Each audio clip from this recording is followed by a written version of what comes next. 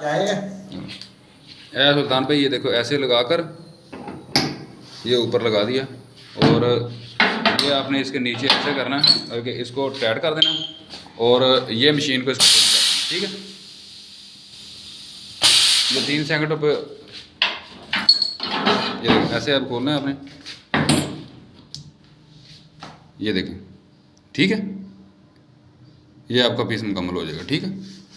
ये इसका लगा हुआ टाइमर कंट्रोल, ये अगर आपका कंट्रोल नहीं हो रही तो आपने इसको ऊपर वाला बटन दबाना है, ये 10 पे चले जाएगी, ठीक है। अगर इससे भी नहीं कंट्रोल हो रही तो फिर आप 200 पे ले जाइए इसको, ठीक है। और ये मसला के 220 के ऊपर सेटिंग करके आप इसको ना टाइमर यहाँ से सेटिंग कर सकते हैं 210 पे, फिर उसके ऊपर टेम्परेचर ऊपर नहीं जाएगा, ठीक है। ये देख लें, ये यहाँ से ऑन होगी, यहाँ से पुश है ये।